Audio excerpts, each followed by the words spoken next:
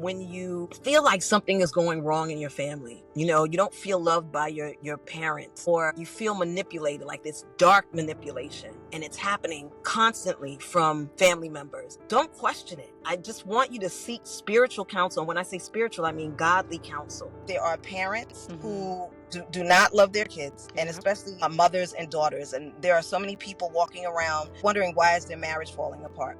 Why am I not having any children? Why can I not get married? And it's because of your mom. My mom was being bewitched by her mom. Now, of course, I didn't know it at the time because I was a child. I want to stop for 1 second to talk about sibling rivalry. Okay. So my mom and her sister didn't get along. They were not close whatsoever. And that trickled down to my siblings. I would try to talk to guys that were interested in me and then really date them, although they were my friends or someone that tried to talk to me. I just felt like there's a bro code, there's a female code too, like there's a sibling code. Why would you talk to anybody that wanted to talk to me?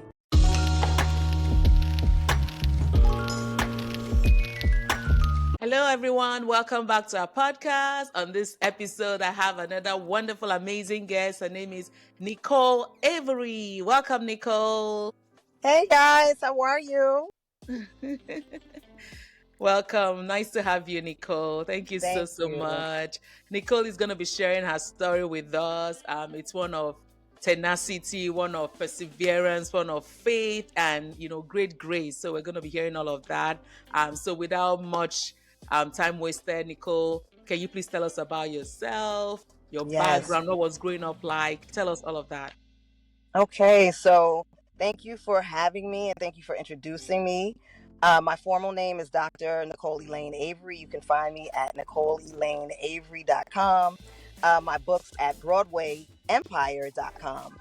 But I have been an educator for over 25 years.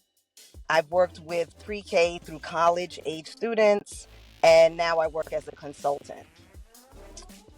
And as far as me growing up, I'm going to tell the story a little different this time.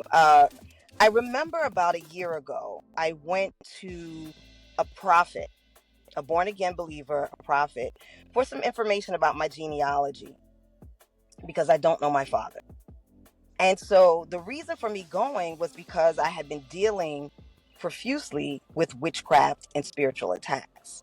So I went to him and I wanted to know a little bit more about my family. Why did I feel like everyone was a witch? Because the generation beneath me were practitioners of witchcraft. Those on my level, I'll say, in terms of genealogy, all of them were practicing witchcraft. And then a generation removed, and then 2 generations removed, they were practicing witchcraft. So I was really down and out, like, God, how did I end up in this family, like where everybody is, practicing witchcraft, and this is something that I don't want to partake in. So the pastor comforted me, the prophet, rather. He said that my great-great-grandfather or my great-grandfather were ministers of the gospel. And so I kind of lit up, rather. And I was very excited to know that. So I talked with him further, and it was more about me. He was explaining to me, it was more about me coming to reignite this fire of Christ within the family lineage. So that's what really sparked an even greater warfare within me to say, I've got to get to this destiny. And throughout this time of fighting, it's been about recovering my destiny, recovering all that was stolen from me that I didn't know about, keeping safe my prophetic gift and notion, and really forging forward for God in this time and age. So how did I get to here? Well, as we were talking a little bit earlier off camera, I did grow up in foster care, and my mom was being bewitched by her mom. Now, of course, I didn't know it at the time because I was a child, right? And I would see my mom do all sorts of weird things with her eyes and her mind and what have you. And I know you're like, well, how could you see her mind? But as a kid, you notice things. And so as I sat with it later on in life, I realized she was prophetic, and her prophetic gift was being attacked. And so, the one thing the enemy does try to do to people who are speaking out against witchcraft is to discredit them. And so, if my mother was diagnosed as, having a mental deprivation of some sort, then how could she truly be received by the world if she had something to say? Now, also, when you think about how things work in the spirit realm, where if that individual, say my mom, was not able to take on her destiny, that would be passed down to her daughters. And so she had three of us. Annette is the oldest. Michelle is in the middle, but she passed away a few years ago, and we'll talk about that in a second. And then there's me. And so I want to stop for 1 second to talk about sibling rivalry. Okay. So my mom and her sister didn't get along, and it had more to do with my mom being very bright skinned and her sister being dark skinned. They are both from Jamaica, West Indies, and in during that time specifically, colorism was a huge issue. So in any case, they had a rivalry. They were not close whatsoever, and that trickled down to my siblings. Now, I didn't realize it, of course, until after my sister passed, that we were being placed at odds constantly. If it wasn't, and it was three of us. So if it wasn't my oldest sister with Michelle, it was me and Michelle. Towards the end, it became my oldest sister and me. But there was always some kind of rivalry, right? And so these things don't happen overnight. If we look at the makeup of siblings and how they do or don't get along, we can see why they are the way they are when they're adults. And Mm. so I remember not being able to go to school when I was with my mom. And so I was with my mom between the age of birth until 9, intermittently. There were times she would have bouts with what I'm going to call spiritual warfare. And I Mm. was removed from the home along with my two sisters. And we would be at the New York Foundling Hospital or other homes, right? Um, there was a reason why I said that. Oh, okay. So when I was at home with my mom, my two sisters would attend school, but my mother didn't let me attend school. I would stay Wow. in the house with her. But the thing was, she would lock herself up in her room, not literally lock herself up, but she would have her door closed. Yeah. And I never bothered her. I don't know if it was my prophetic notion, even at a young age, that just said, Mm-hmm. let her be, but I ended up homeschooling myself. Wow. And that was the grace of God. I take no credit for that because as a kid, you just want to play. You just want to turn on cartoons or whatever it's going to be fun for you. But the Spirit of Christ didn't allow that. He allowed me to look at programs like The Alegre, Romper Room, Sesame Street, The Electric Company, Reading Rainbow. I don't know if you know about that one. And I mean, the list goes on. And so I was able to develop language or logos with that. And I'm telling you, it really developed who I was as not only as a language person, but as an artist. Because a lot of these programs, it was one show in particular where a gentleman would have a voiceover of him reading. Mm-hmm. And at the same time, he would be making marks or creating cartoons or Mm-hmm. illustrations. So Mm-hmm. it would correlate with whatever was the voiceover. And so I spent all of my days learning. So I really wasn't missing out. The only thing that I really suffered from was the math aspect. Now, I'm not saying that Sesame Street didn't have math and maybe it was so foundational because I think at this time I was probably in about second grade, second or third grade. And so I remember having to return to school after being a truant for so many days. And I was given a handout and I had to add two trinomial numbers. And it's not that I couldn't add, but I was like, I know what 8 plus 2 is. It's 10. But I didn't know about the carrying system. So I was so Oh. frustrated. It was just so, and it sounds, it was tough for a little kid. I'll just say that. Mm-hmm. As an adult, you're Yeah. just like, okay, whatever. But, so those were some of the struggles I had because I had missed so much school. I also remember seeing my mom be handcuffed and taken away from me because I was a truant. So I had to go through that, and it was very emotional because it's like, you're separating me from my mom again, but this time under a different guise. And so Mm. all of those things took place within the household. And then to top it off, when my grandmother would come by every now Mhm. and again, my mom would become very uneasy and defensive. And, she didn't want us to touch our grandmother, or if my Mhm. grandmother hugged us, she was like, as soon as the grandmother left, it was like, I keep saying the grandmother, I'm sorry, my grandmother left, whatever, the witch, that's what I really want to say. She would tell us to wash ourselves off.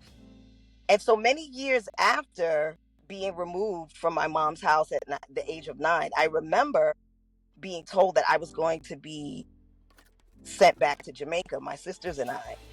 And well, not back, but they wanted to send us to Jamaica. And in my head, I'm Yeah. going, well, where were y'all when my mom was struggling with, all of this stuff? And I think the biggest thing for me was at that time is like I didn't want an accent, which sounds so superficial, but for a kid, I it mean, was you were a just so much. kid. Yeah, of Yes, course.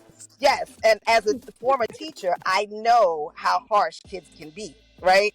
So, I was just so grateful that my former foster mother, Mrs. Thelma Marie Hamilton Griffin, I call her my Nini. That's my heart. She just stood on the side because she was at the visitation where, my mom was, and then they were telling us that we were going back to Jamaica. She just kind of stood on the side.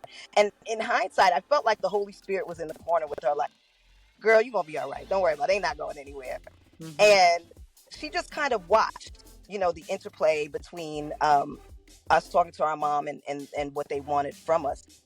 But because my oldest sister was in high school, she refused. She was like, I'm not going. And my middle sister didn't want to go either. So we ended up being able to stay with my foster mom, who I lived with for 9 full years from the age of 9 to 18.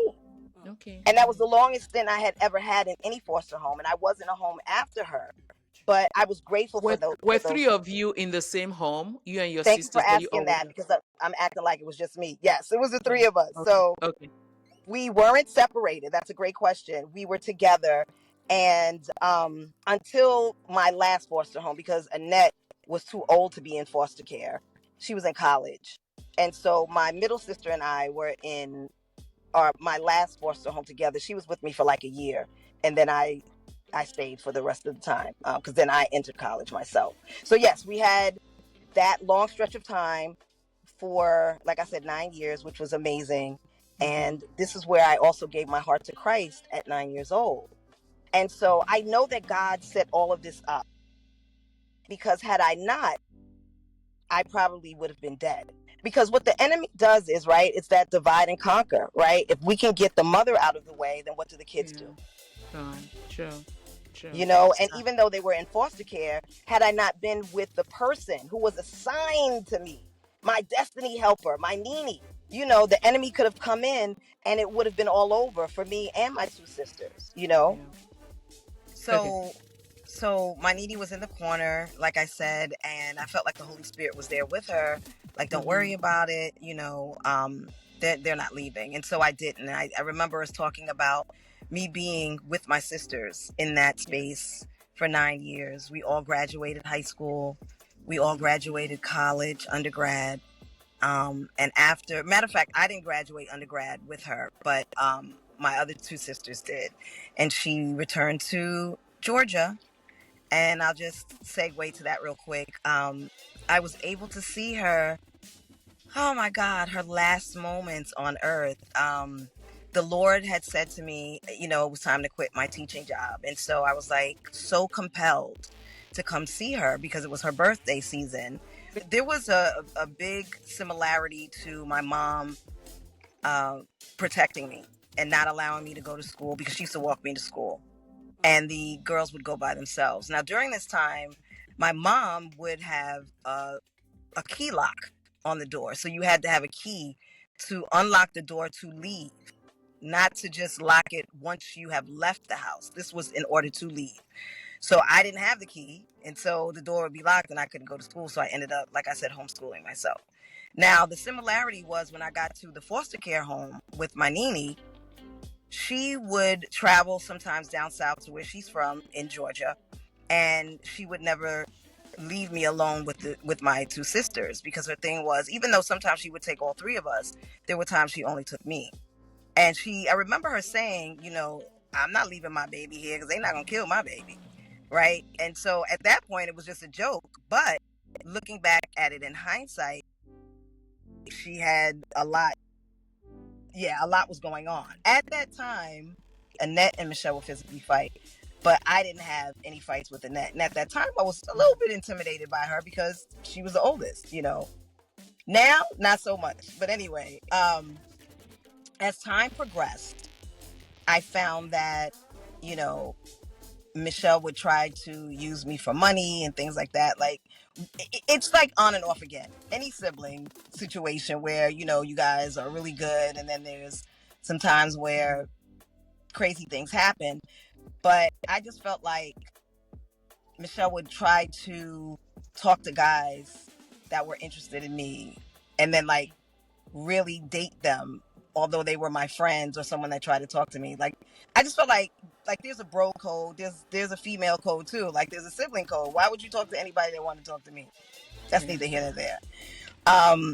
So things like that happen. I did not have as close a relationship with Annette because she was older and on her way to college and things of that nature. Michelle and I spent a lot of time together. We went to the clubs, we danced and whatnot. But I had to keep her at an arm's length because I just didn't trust her. I was like, girl, you're talking to guys that that I'm interested in. I really can't, I can't really trust you. So that continued on throughout our entire life, honestly. There was always love, but me, I'm just not trusting of too many people. I want to say that with Annette, she was very closed off to, like my mom was, to a certain degree. She was a very angry person from what I remember, because she held a lot of things in. We did start to grow closer, as I got older and I was in California, and I would call and I kind of was like counseling her. And now I kind of feel like it was a manipulation happening. I'm not going to get into it too much, but I think that she was trying to use that as a way, my counseling her as a way to try to manipulate the relationship. I just don't think it was genuine. I'll say that. Her and Michelle stayed very close, although when we found Michelle's body, well, we didn't find her body. When we got to her house and found out she was dead, the police had asked, well, were you guys close? Because her body had been decomposing for some time. So it was just like, they asked those questions. Why would this person be left alone if you guys were close? And Annette immediately said that, no, we weren't that close. And that really hit home for some things, because I was like, you guys talk all the time. What do you mean you're not close? I was over here maybe 2 weeks ago. Now, Michelle and I had gotten into a little tiff before she passed, and she called and she apologized because Annette had told her to apologize. But Annette and her were together all the time. So I was just like, what do you mean y'all not close? So that's where things started to get a little hazy for me, and I had to step back from the situation. I just wanted to say that there are parents who do not love their kids, and especially mothers and daughters. And there are so many people walking around believing that their parents do, but they're wondering, why is their marriage falling apart? Why am I not having any children? Why can I not get married? And it's because of your mom. I have to get that out. I have to say that. And I know the spirit of darkness doesn't want me to. And I don't care if this message stays and blocks my face. I really could care less. My voice is still here. So it's those things that we're not aware of, right? So basically, like I said, I think that sibling rivalry is something important to note for parents that are actually concerned about their children and them growing into better people. I think that we take that for light and we joke at it and we think it's funny, but unfortunately there's a lot of jealousy and envy amongst family members. Yeah. And that's basically what I came into understanding, is that some of my family members, because I really don't like to use names at this point until God has released me to do that. But I have family members who are not from America, and they felt, I'm sure, envious of the fact that we were, and it just was so much easier for us to, I guess, get along in life. But they had their parents their entire life, and I didn't. So I never looked at it as any different. We all have our own struggles, Yeah. and then finding out again, like I said, that I am the one who was going to bring Christ back into the lineage. That's where the real issue became apparent. Because in my dreams, I would see these individuals trying to get me to sign contracts. And, there was a recurring dream when I was a kid. This is how I knew that I was around witchcraft, because I would see myself flying in my dreams within the room, like my spirit literally leaving my body and flying all around the room. And there was this one particular spot in every dream that I had as a child. I would come back at the end, and it was like a fair. And we would stop by a table, whoever I was with, and it was the same table where I would go and get food. And little did I know, I was eating whatever was sacrificed. And who do you go and tell this to? Wow. Oh my, especially in a Black American church, because at this time, I don't think that, I can't say there was no one who was aware, because that sounds very ignorant, but it wasn't as, I'll say, popular as it is now, and well known. So I really didn't know if it was even a bad thing, because when you're a kid and you're thinking, oh, you're having a feast or whatever, and it's candy, it's stuff that you love, so it can't be harmful. But of course, now where I am in this journey, I know that it was. And it was a constant feeding of it. So they were trying to, the powers that be were trying to prepare me to become a part of their regime. But thank God I was pulled out of my home at 9 so that I could give my heart to Christ and not look back. Because just being in that fostering situation allowed me to be able to fight spiritually, because I was going to Sunday school. I was a junior missionary, and I was a prayer warrior. And I remember praying with older folks and knowing now, like, how to really go before God on several levels. So that was preparing me for where I am today. And so when I had these individuals coming into my dreams, or God was showing me visions, or just telling me things, I saw my family members. Wow. And it not only did I see it, but when I went before, as a matter of fact, I have a friend whose family is from Nigeria, and she was able to introduce me to a pastor from Nigeria. Born again believer, you got to test the waters, make sure everybody's good. And he began to have these wild dreams with I don't want to say the person's name, but it was an individual who's a family member who came to him and began stripping in this dream. Whoa. To try to defile him so that he could not be the buffer for me. Because I told you, well, I don't know if I mentioned to you, but my family members were trying to kill me. And had it not been for God placing a hedge of protection and fire around me, I would be dead right now. So the ministers, the prophets, I've had several, to tell me exactly what's going on. There was another time where family members were gathering and they were having meetings, and they found out that they could not kill me. So they tried to find a way to maim me. I was supposed to enter a shower and come out because of a cat that had been crying, thinking it was in the house, but it wasn't. And when I came out, they were going to have me fall and paralyze myself. But it didn't happen, because the prophet told me to not shower for a number of hours. And I did. I refrained. And that wasn't the first time that I had an incident with a cat. When I was in Atlanta and I was staying with family, there was a cat that just kept crying all day and all night. And I mean, I had to pray against this cat, because I knew the cat wanted access, and that was also prophesied over my sister. But she wasn't a born again believer. I'm praying that she did accept Christ again before she passed, because that was my prayer. I knew what was happening, but I was afraid to talk to her about it, because I didn't know if she was going to be receptive. She was going through this thing where people try to, or witches try to create, what do I want to say? They try to make people older than what they are in order to speed up the process of death. And so she had like rheumatoid arthritis in her hands, and I knew it wasn't a physical ailment. And I would grab her hands. I was so grateful for these last few times that I had with my sister in this way, because I would pray with her, and instantly, because I know that that's one of my mantles, is healing.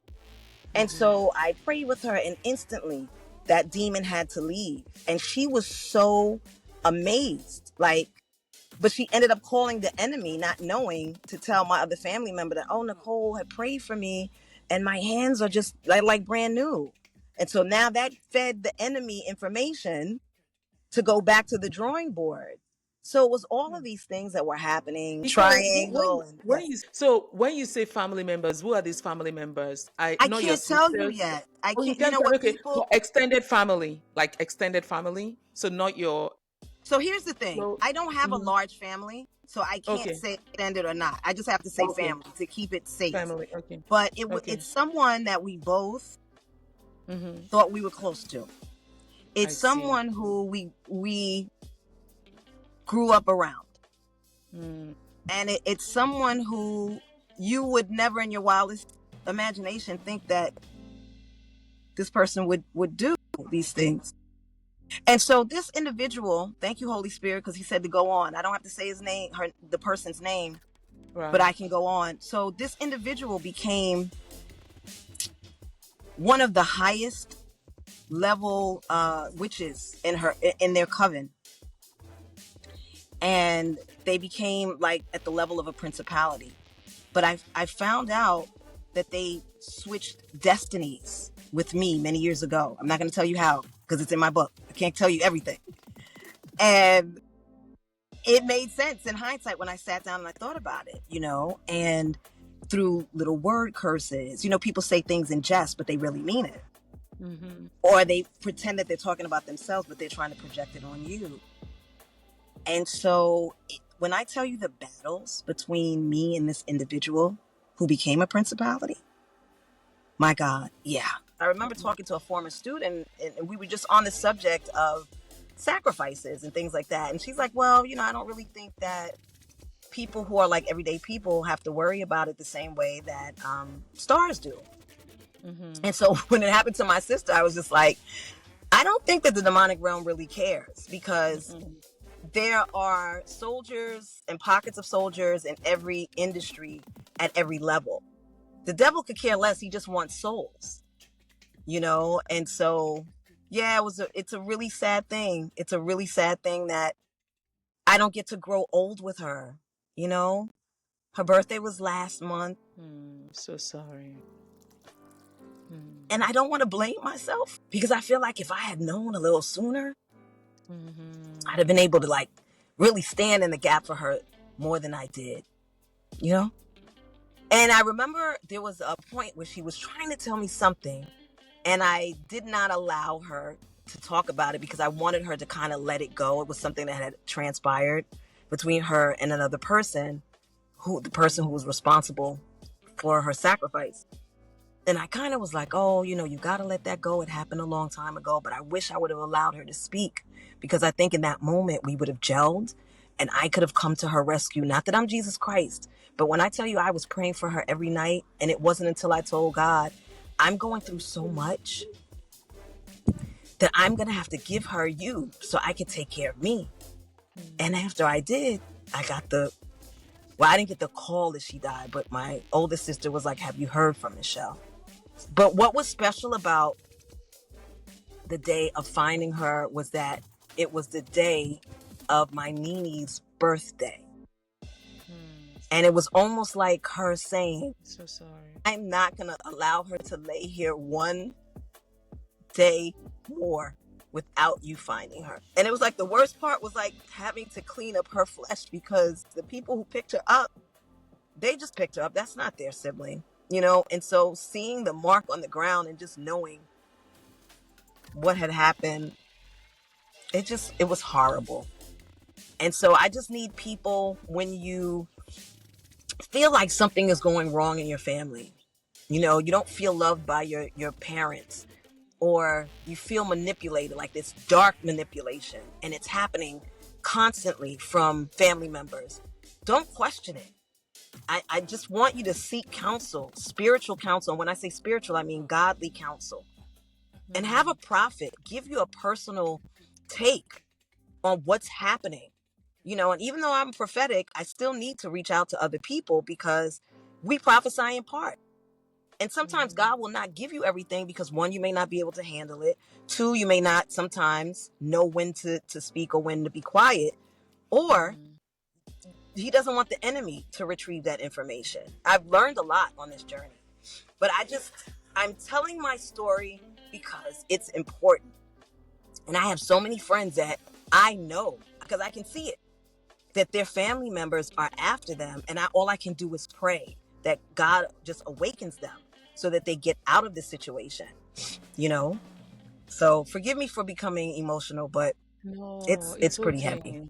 Yeah, no, it is. Honestly, thank you for bearing your heart, like just sharing that. I'm so sorry. So sorry. I can't even imagine the pain. I Yeah, pray God heals your heart and just continues to cover you with his shield, because the Bible says that the name of the Lord is a strong tower, the it's righteous run just into it and running they're and they're safe. safe. Yeah. Yeah, So I pray his protection around you and your and Annette and those that are dear to your hearts. The devil is a liar and he will not mhm. succeed anymore in Jesus' name. You Amen. know. Amen. So yeah, your tenacity and your ability to just persevere is really motivational and inspiring. Just It's still God. holding on to faith. Yeah, Yeah, it's it's it's God. awesome. And I'll tell you, Mhm. um, I always tell him I may get upset, because I mean, I'm human, but I'm not Mhm. going to the other side, because I know what that is, you know, because the last thing I'll say is, a prophet revealed to me, he said, you know, the person who sacrificed your sister wanted you to come into the fold so they didn't have to kill you. I was like, I'm not going, I'm not doing it. So let the war begin, you know, and it did. It did. But I'm just grateful for who God is, and he's showing me who people are, because witches don't come with these, and I'm not saying all, because there are some evil people who are just, you know, that they deal in the occult. But a lot of people are smiling. They're giving you money. They're doing things for you, and they're the least ones to expect. Hidden in plain sight. Yes. So we have to be cautious. We have to have discernment.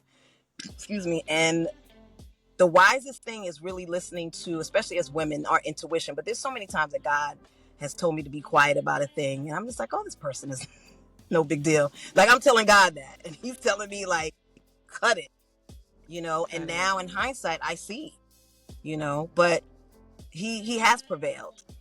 Hmm. By Christ dying on the cross, he has already prevailed. He just Very allowed me true. to go through this, Mhm. whew, this journey, so that I can be wiser.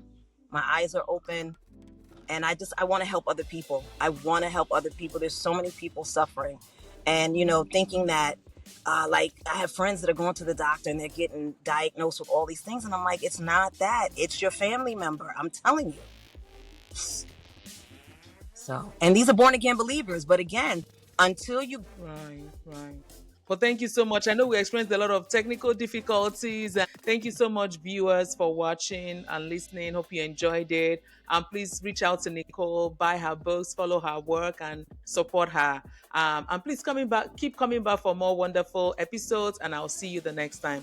Bye bye.